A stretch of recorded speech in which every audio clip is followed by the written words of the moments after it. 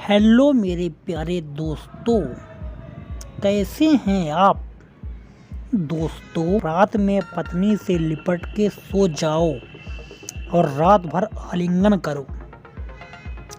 सुबह उठो तो पत्नी खुश।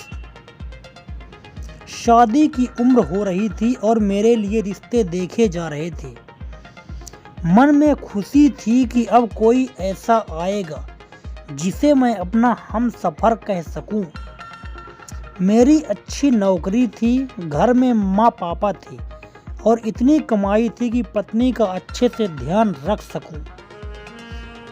मन ही मन यह सोचकर खुश होता था कि शादी के बाद जिंदगी कितनी खूबसूरत हो जाएगी। दिव्या से रिश्ता तय हुआ।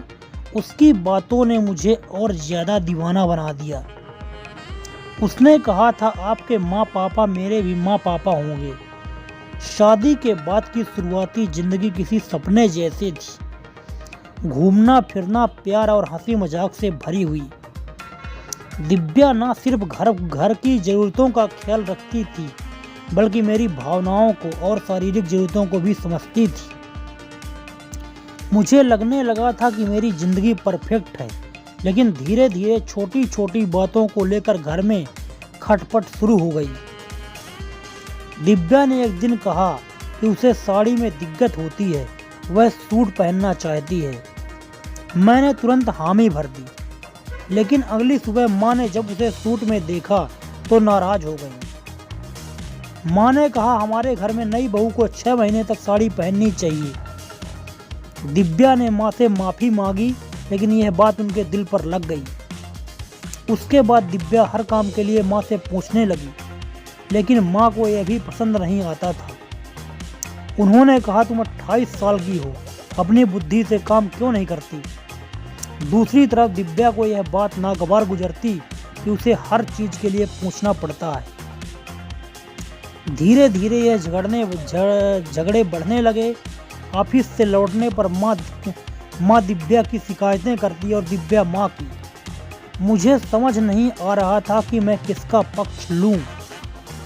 एक दिन पापा ने मुझसे कहा, हर शादीशुदा आदमी को इन परेशानियों से गुजरना पड़ता है। यह दुनिया की रीति है, लेकिन अगर तुम सही कदम उठाओगे तो हालात सुधार सकते हैं। पापा की सलाह मानकर मैंने कुछ दिनों के लिए घर छोड़ दिया। मैंने माँ और दिव्या से कहा कि मैं अब वापस नहीं आऊँगा। मेरे इस कदम से माँ और दिव्या दोनों घबरा गईं। दोनों ने मुझे कई बार फ़ोन किया और कहा कि घर लौट आओ। माँ ने यहाँ तक कहा, क्या तू चाहता है कि मैं पोते का मुंह देखे बिना मर जाऊँ। दिव्या ने कहा, माँ के लिए ही सही, घर वापस आ जाइए।